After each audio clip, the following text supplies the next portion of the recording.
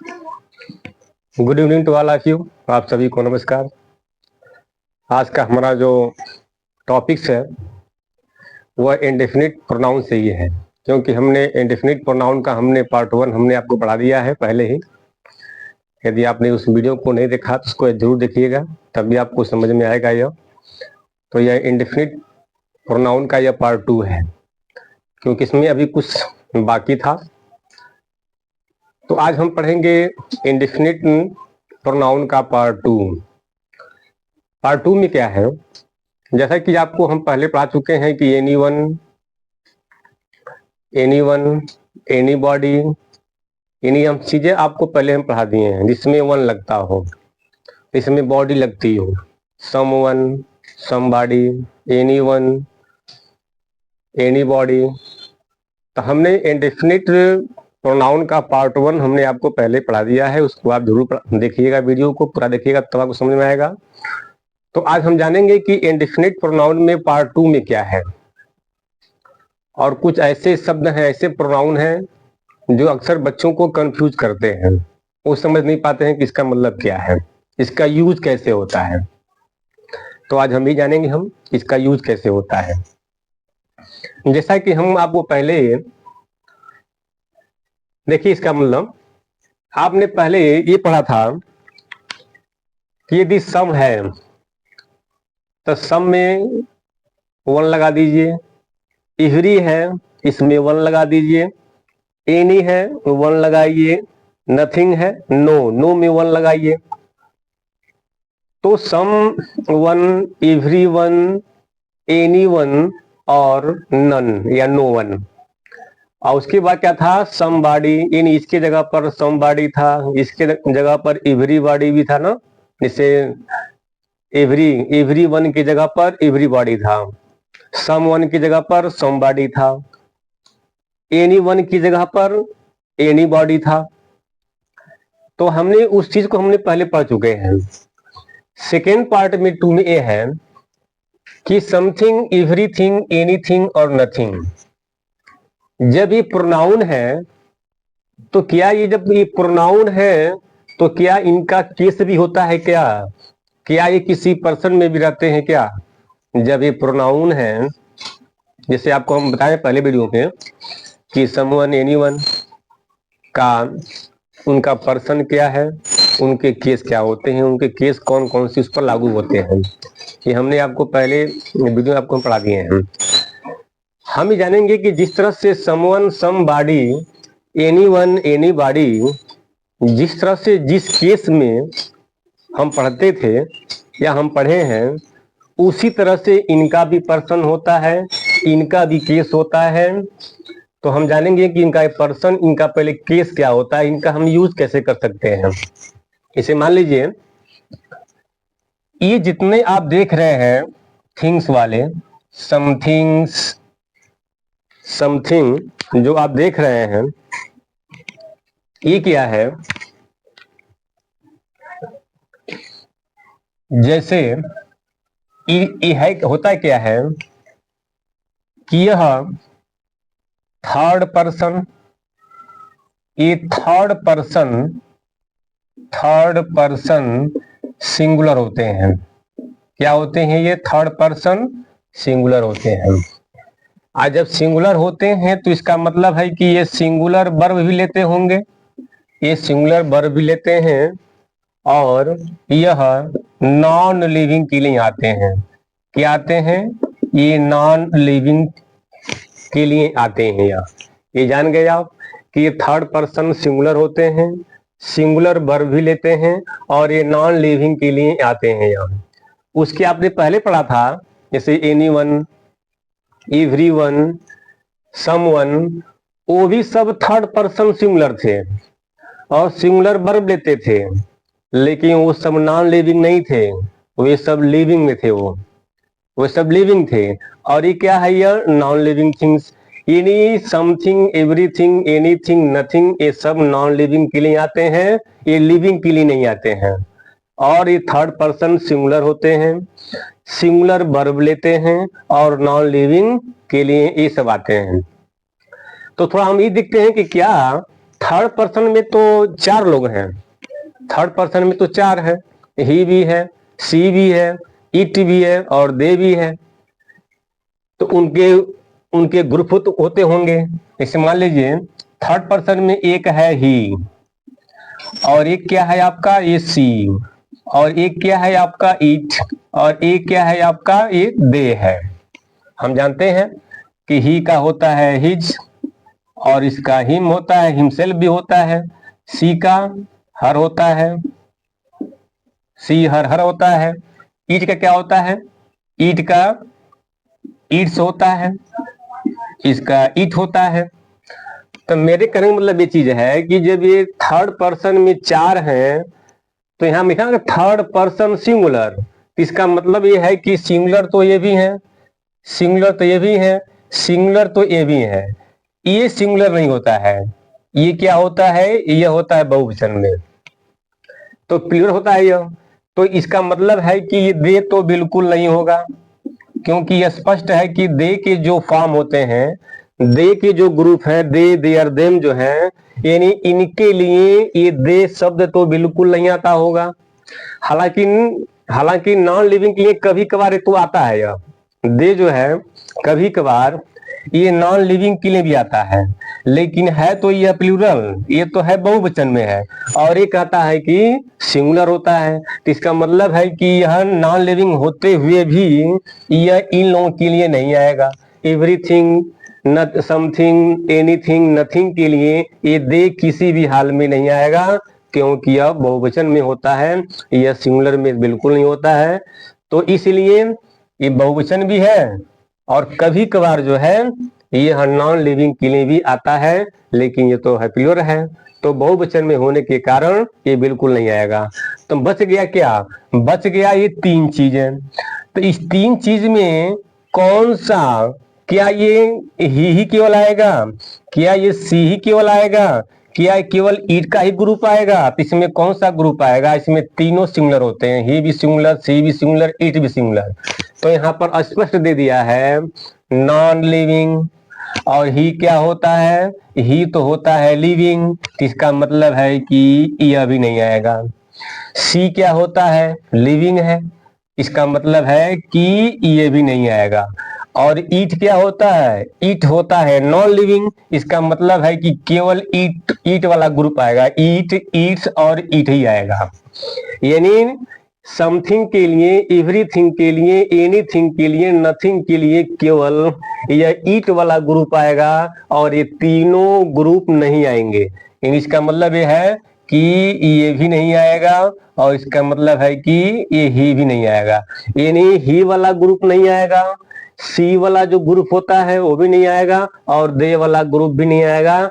कब, जब आएगा तो यहाँ ईट वाला ही ग्रुप आएगा। क्या इसमें आएगा, इसमें जो है हमारा वो ईट ही वाला ग्रुप आएगा, इसमें ही, सी और दे तो बिल्कुल नहीं आएंगे, क्योंकि दे, सी और ही लिविंग के लिए आते हैं, ये सब नॉन लिविंग के लिए नहीं आते हैं। केवल ईट जो होता है वह नॉन लिविंग के लिए ही आता है।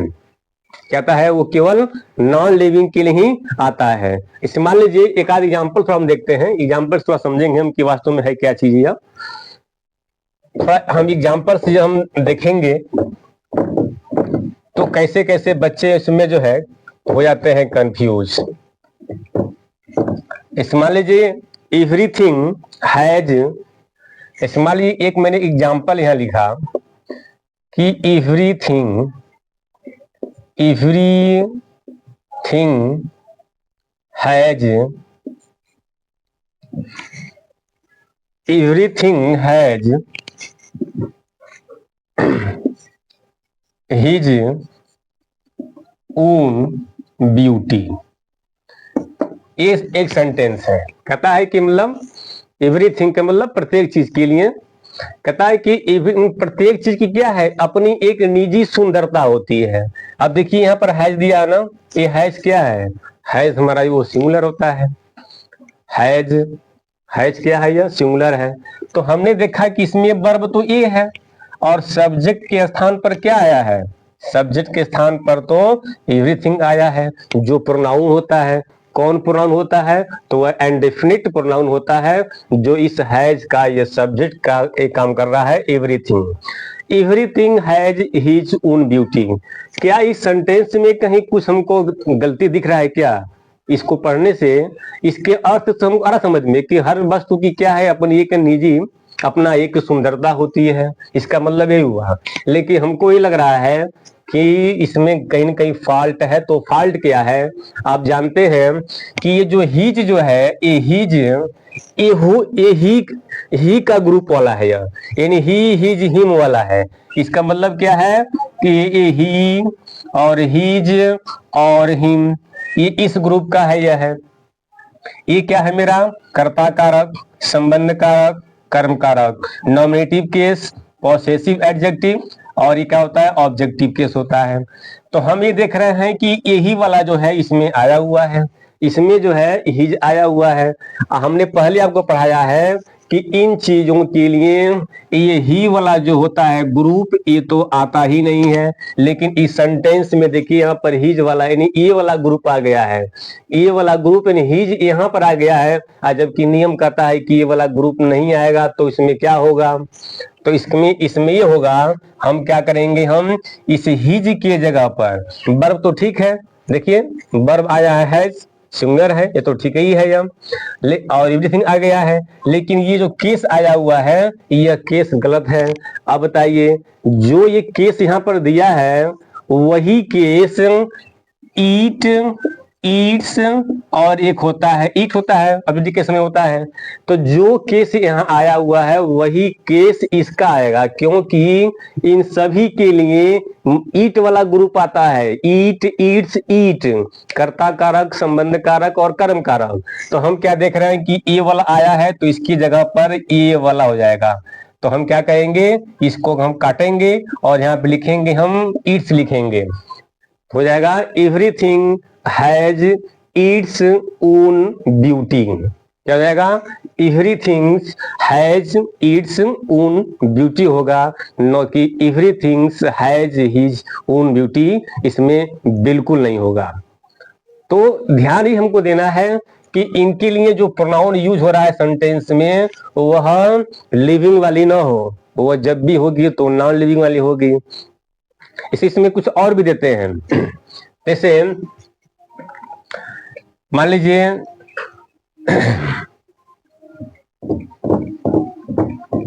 एक हम और आपको एग्जांपल देते हैं। इस्तेमाल हो गया, nothing are impossible in the world. मान लीजिए एक आपका सेंटेंस है, मैंने कहा कि nothing are impossible in the world, यानी संसार में कोई भी चीज क्या है, कोई इम्पॉसिबल नहीं है। अब क्या हम देख रहे हैं कि नथिंग, इसमें तो कोई, इसमें हम ये देख रहे हैं कि इसमें तो कोई वो केस भी नहीं आया है, यानी ही, हिज, हिम या ईट, ईट्स वाला कहीं इसमें प्रयोग नहीं हुआ है। कहीं इसमें प्रयोग हुआ है? बिल्कुल प्रयोग नहीं हुआ है। तो क्या ये सेंटेंस सही है? आप कहोगे सही है, मैं कहूँ गलत है। तो गलत कैसे है? यहाँ देखिए, यहाँ पर जो वर्ब आई है वो तो आ रही है, और ये क्या करता है, ये तो होता है सिंगुलर में, तो यह सिंगुलर वर्ब भी लेता है। तो जब ये सिंगुलर वर्ब लेता है तो यहाँ पर इज आना चाहिए, न कि आर, यानी ई वाला गलत हो जाएगा, ये वाला आपका सही हो जाएगा। तो हो जाएगा nothing is impossible in the world, nothing is impossible in the world हो जाएगा। तो इसका मतलब यही है कि एवरीथिंग, नथिंग, समथिंग, एनीथिंग के लिए सिंगुलर वर्ब आता है, और वो थर्ड पर्सन में होता है, और केवल उसके लिए ईट वाला जो ग्रुप होता है वही आता है, दूसरा ग्रुप नहीं आता है। इसके साथ कभी भी प्लूरल वर्ब नहीं आती है, जब भी आती है तो सिंगुलर ही वर्ब आती है। क्या आती है इसके लिए? इसके लिए हमेशा सिंगुलर ही इसके लिए वर्ब हमेशा आती है। तो आगे और देखते हैं कि वास्तव में यदि इसको आप लोगों नोट नहीं किए, इसको आप नोट भी करते रहिए, आगे आप लोग इसको बढ़ते रहिए, इसको आप लोग, इसको आगे आप लोग बढ़ते रहिए।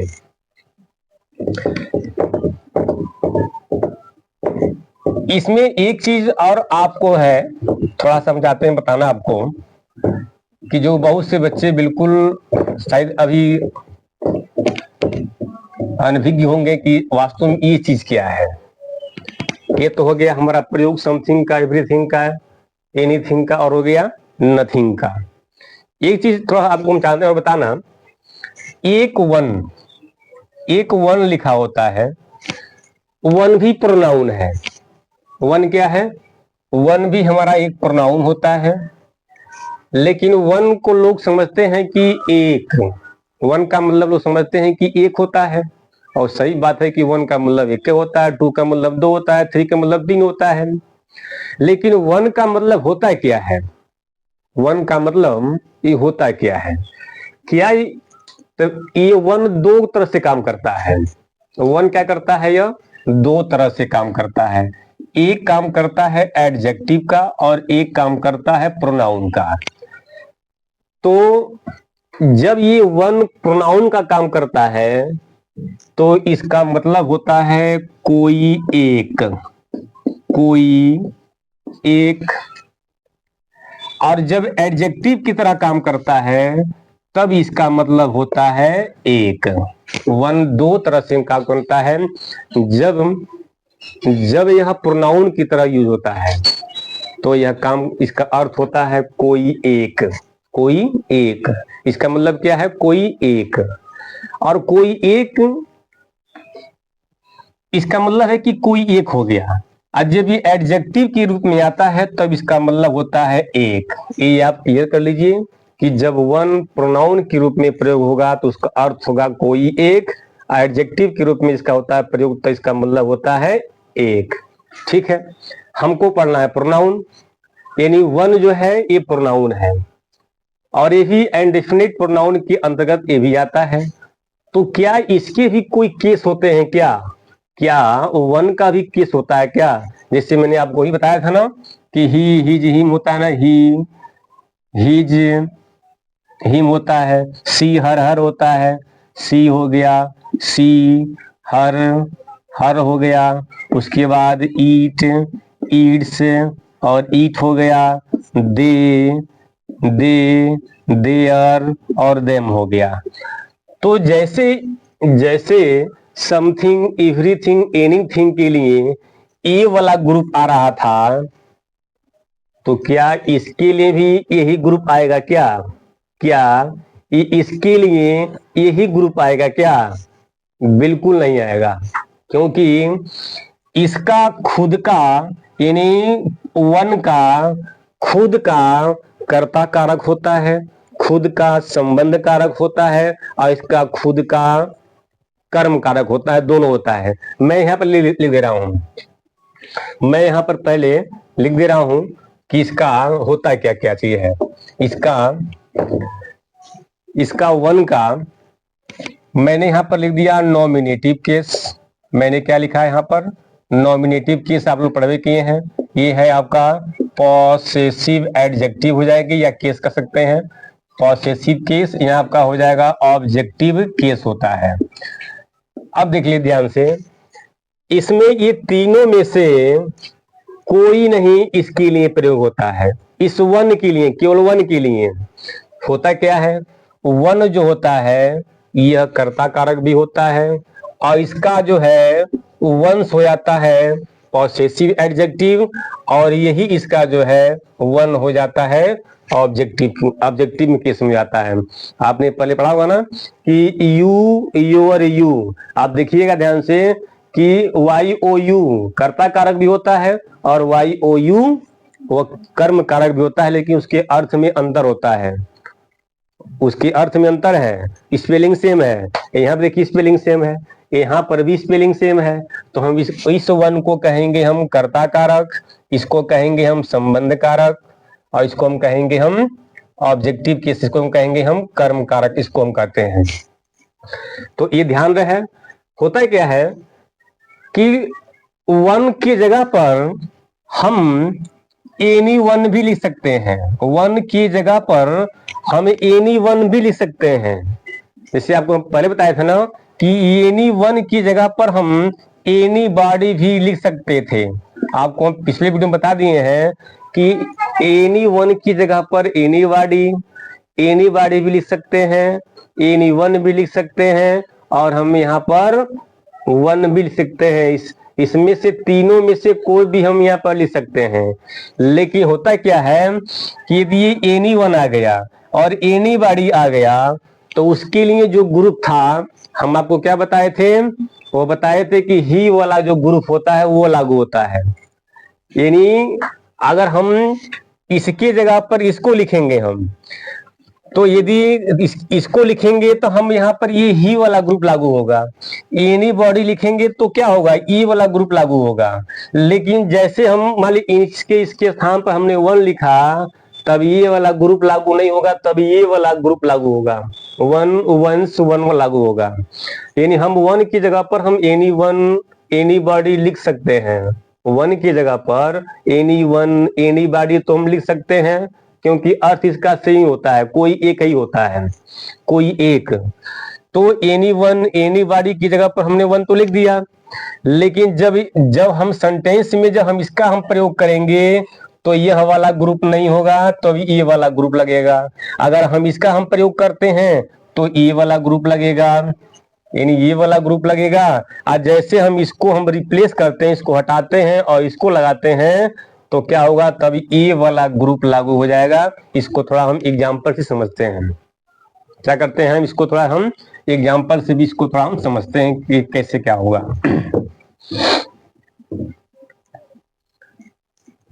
यदि हमारा वीडियो अच्छा लगे तो आप इसको सब्सक्राइब जरूर करें, इसको शेयर भी करें, लाइक भी करें, और इसको अधिक से अधिक शेयर कीजिए।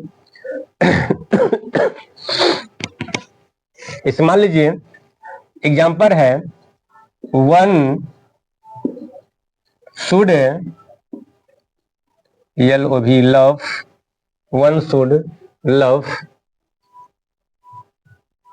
योर कंट्री, माली हो गया या नेशन जो भी हो गया। हमने लिखा कि one should love your country, यानी लगा कोई एक, यानी कोई एक या किसी एक को अपने देश से प्यार करना चाहिए। क्या करना चाहिए, उसको अपने देश से प्यार करना चाहिए।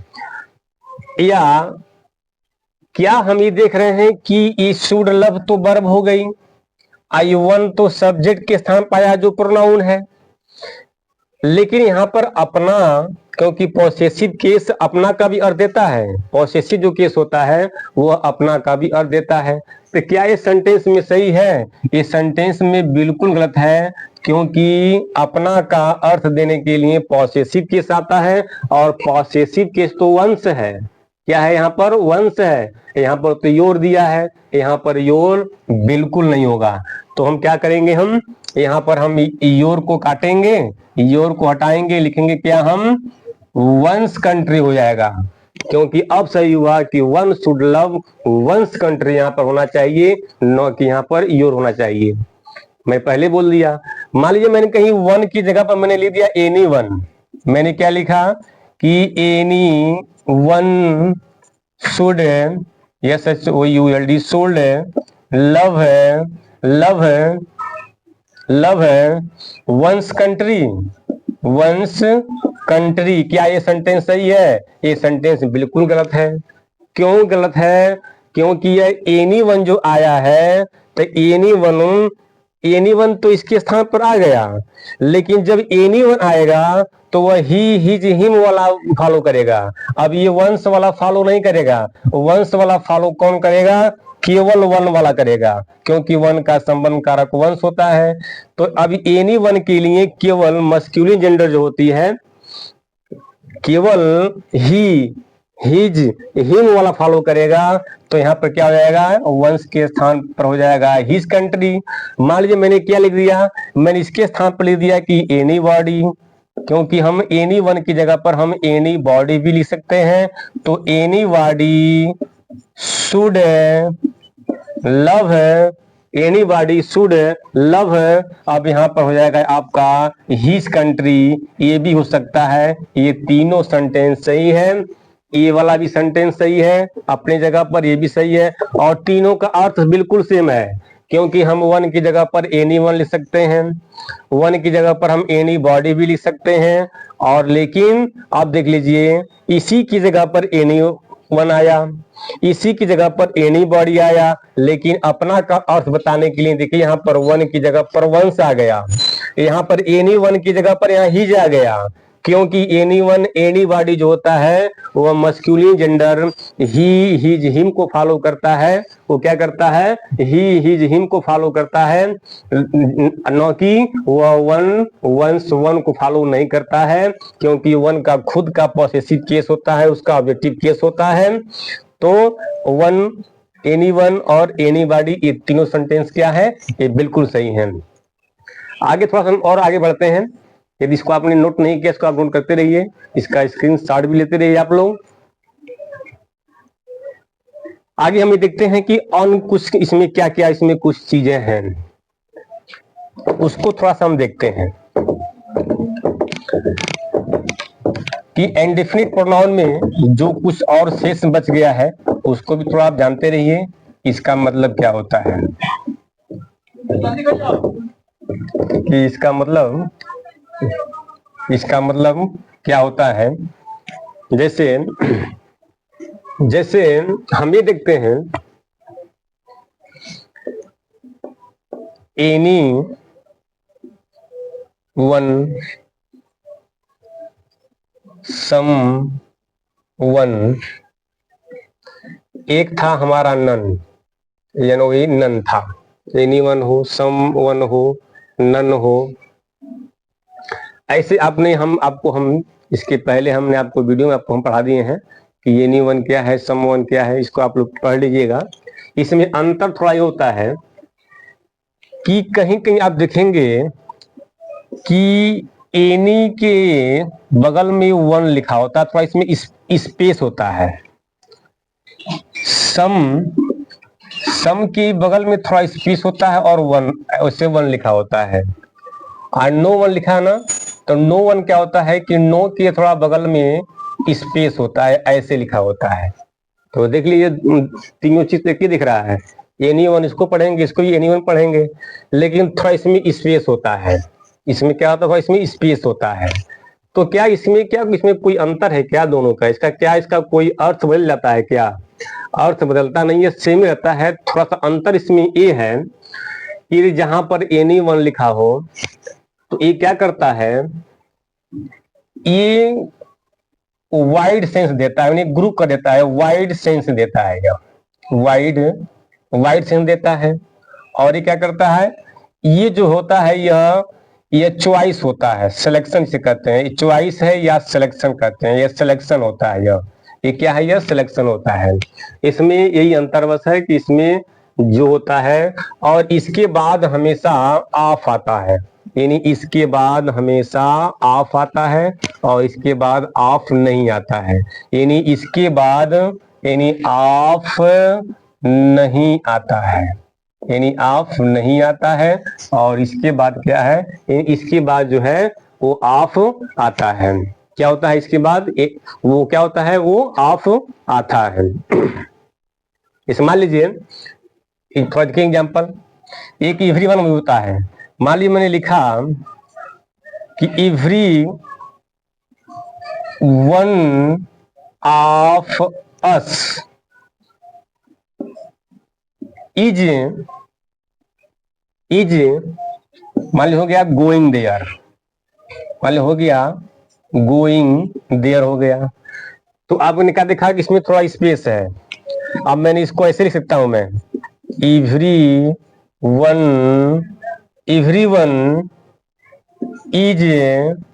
Going there, everyone is going there, क्योंकि ये सिंगुलर होता है तो सिंगुलर वर्ब लेता है। देखिए यहाँ पर वर्ब है, देखिए यहाँ पर ये वर्ब है, इसका ये प्रोनाउन है, इसका ये सब्जेक्ट है, इसका ये सब्जेक्ट है, लेकिन हम क्या देख रहे हैं, कहता है कि हम में से प्रत्येक लोग वहां जा रहे हैं। इसका क्या मतलब है कि सभी लोग जा रहे हैं, मतलब प्रत्येक लोग जा रहे हैं। अगर मान लीजिए कहीं 10,000 लोग हैं और किसी एक गेट से मान लीजिए घुसना हो, और मान लीजिए गेट की जो है चौड़ाई मान लीजिए अगर केवल 5 फीट की है और इसी के रास्ते से जाना है, तो इसका मतलब है कि ये लोग रूल को, नियम को फॉलो करते हुए ये लोग जा रहे हैं।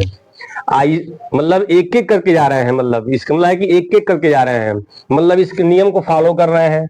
एवरीवन का मतलब है कि लोग सभी लोग जा रहे हैं एक साथ, चाहे ये गेट टूट जाए या ढह जाए या कुछ भी जाए। इसका मतलब यही है कि ये वाइड देता है रेंज, मतलब वाइड देता है रेंज। ये जो था सिलेक्शन वाला देता है रेंज, कि इसमें थोड़ा अंतर था, बहुत से लोग इसको नहीं समझ पाते थे।